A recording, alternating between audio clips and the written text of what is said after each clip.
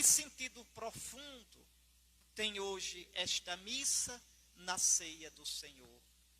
Vocês ouviram a primeira leitura do capítulo 12 do livro do Êxodo? Este mês será para vós o começo dos tempos. Para os judeus, o ano começa com a Páscoa. É com a libertação da escravidão do Egito, com a ação salvífica, salvadora de Deus. No 10º dia do mês, tomareis um cordeiro. Vão pensando em Jesus. Macho, de 1 ano, sem defeito. Separareis o cordeiro e no 14º dia o imolareis. E devereis comê-lo ao anoitecer. É a Páscoa do Senhor. E com o sangue deste cordeiro, devereis marcar os portais das vossas casas, de modo que a praga devastadora não atinja aquela casa. Que coisa linda! O sangue do cordeiro livra da praga. O sangue do cordeiro livra da epidemia. O sangue do cordeiro redime. Hoje eu via na internet uma frase que me deixou tão triste. Quem salva do vírus é a ciência, não a religião. Os santos de agora são os médicos, são os enfermeiros, são os cientistas. Não os que fazem jejum e rezam. Está errado. Isso é coisa de ateu. Isso é coisa de quem não crê. É de quem não entendeu de que sem a oração os médicos não perseveram.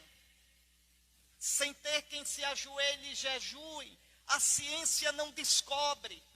Os santos serão sempre os que temem a Deus. Os santos serão sempre aqueles que sabem que é o sangue do Cordeiro que redime, que detém a praga.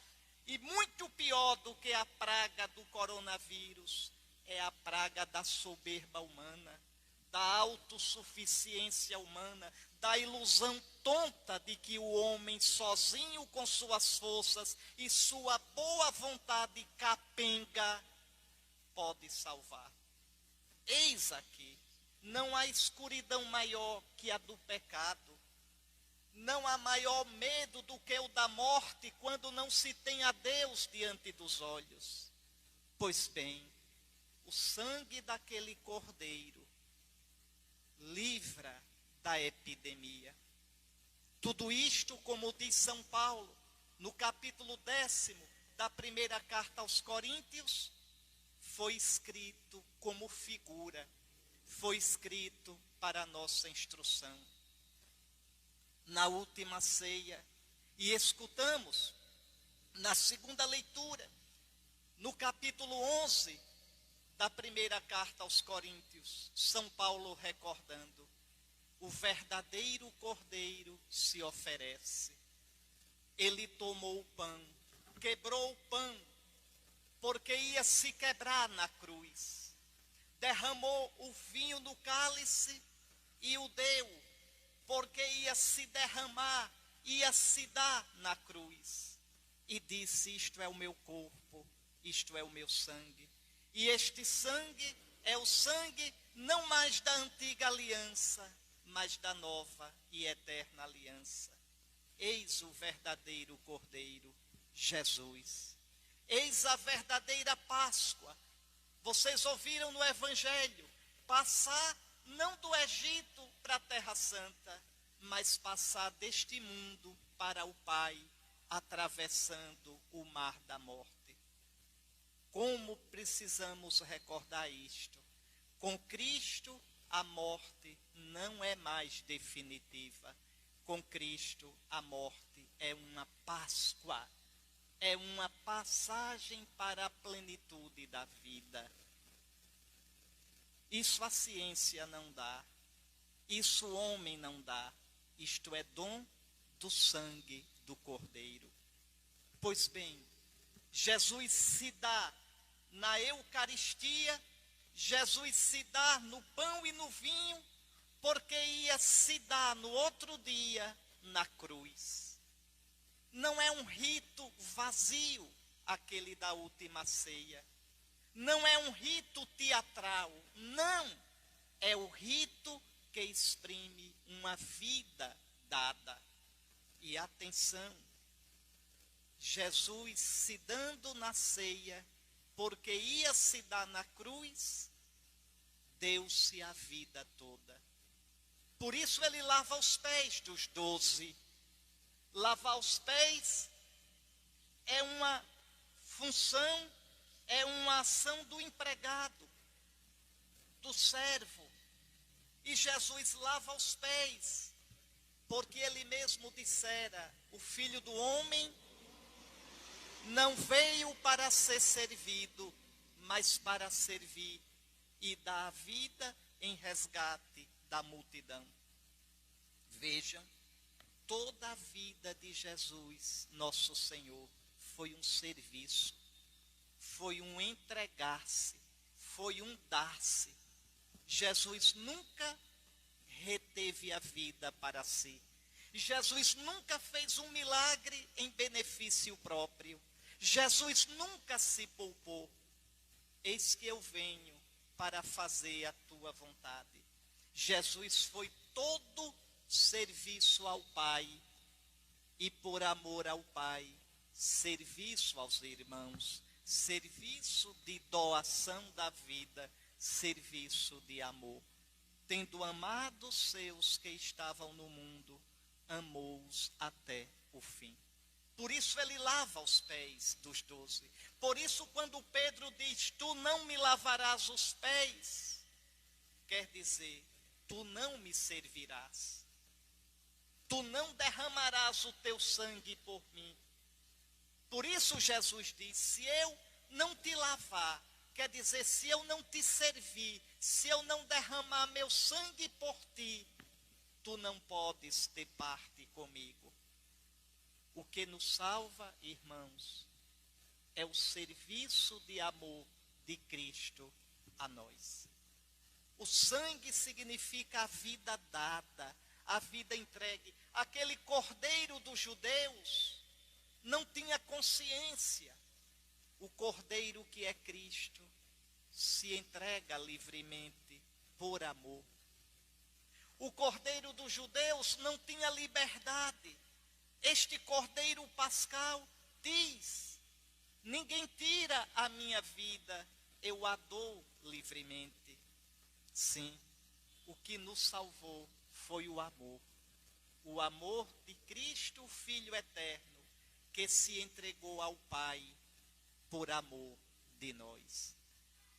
Este é o preceito que eu recebi do meu Pai, dar a minha vida pelas minhas ovelhas. E Cristo termina dizendo no Evangelho: compreendeis o que eu fiz? Eu, Senhor, vos servi.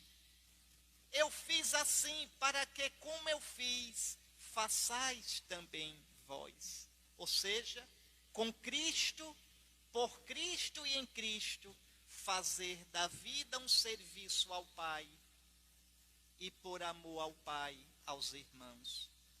Quem disse: os santos de hoje são os médicos, os agentes da saúde, errou.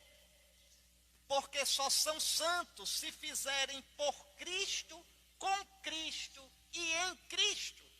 Senão serão bons filantropos e só.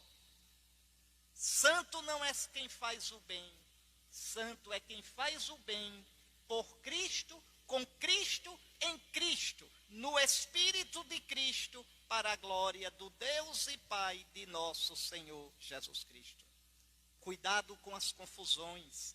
Cuidado para não colocar o homem no lugar de Deus. Cuidado para não parar no próprio homem. Cuidado para não dizermos como os sofistas: o homem é a medida de todas as coisas. Medida de todas as coisas é Jesus, nosso Senhor. Pois bem, isso que, celebrando esses mistérios, nós hoje somos gratos ao Senhor por 3 grandes dons que Ele nos deu. Primeiro de tudo, o sacramento de amor, a Eucaristia. Ele se entregou na cruz, e essa entrega de morte e ressurreição torna-se presente cada vez que celebramos o sacrifício da missa. Cada vez, dia a dia, a cada 8 dias, e de modo solene uma vez ao ano, cada vez que celebramos o sacrifício eucarístico, torna-se realmente presente toda a Páscoa de Cristo, sua entrega sacrificial de morte e ressurreição para a vida do mundo. E por que o Senhor torna presente na Eucaristia a sua paixão, a sua ressurreição?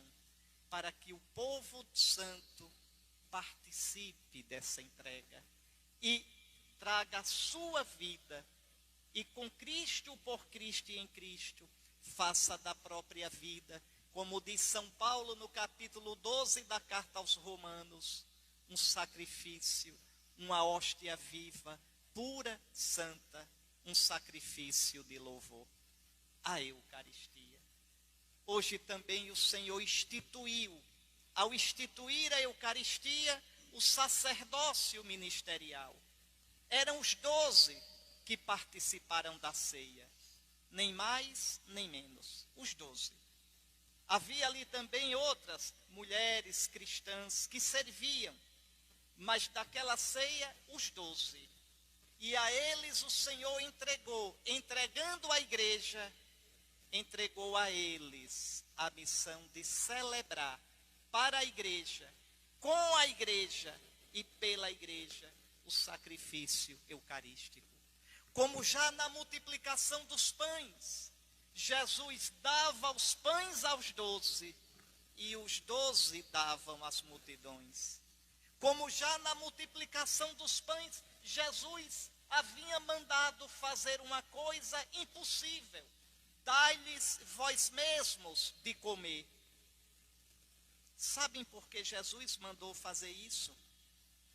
Para que aparecesse a incapacidade, a impossibilidade nossa, queridos padres e diáconos, de fazermos com nossas forças o que só Ele pode fazer. Sem mim, nada podeis fazer. Dai-lhes vós mesmos de comer. E eles não deram, porque não podiam. Porque o pão da vida só Cristo pode dar. Aí sim, Cristo multiplicou, deu aos 12, e os 12 saciaram as multidões. É o que nós fazemos. O que nós damos não vem de nós. O que nós damos é dom do Senhor. Hoje rezem pelo seu bispo. Hoje rezem pelos seus padres, para que sejam cada vez mais figuras, presenças de Cristo no meio do mundo. Como bispo desta diocese de Palmares, hoje, junto ao altar de Cristo, eu dou graças a Deus pelos meus padres, também pela ordem dos diáconos. Dou graças a Deus por estes que o Senhor me deu como sustento, como auxílio, como apoio, como consolo, como alegria para o meu ministério. Como doeu hoje não poder com eles celebrar pela manhã a missa do Crisma. Como doeu. Haveremos de celebrá-la na quinta-feira antes de Pentecostes, se Deus permitir. Pois bem, os padres são dom de Deus para a igreja. Rezem pelos padres de vocês, para que sejam fiéis, para que sejam não só no altar, na liturgia, mas na vida, verdadeiros sacramentos de Cristo. O sacramento do amor, a Eucaristia. O mandamento do amor, o dar a vida como Cristo se deu e se dá no altar. E a instituição do sacerdócio, daqueles que agem em nome de Cristo, cabeça e esposo da igreja. Queridos irmãos, sejamos gratos ao Senhor por tão grandes mistérios. E que esse tríduo pascal nos faça, mais uma vez, de modo ainda mais profundo, estar unidos a Cristo no seu mistério de paixão, morte e ressurreição. Lembra-te de Jesus Cristo, da descendência de Davi, ressuscitado dentre os mortos. Fiel é esta palavra: se com ele sofrermos, com ele reinaremos. Se com ele morrermos, com ele viveremos.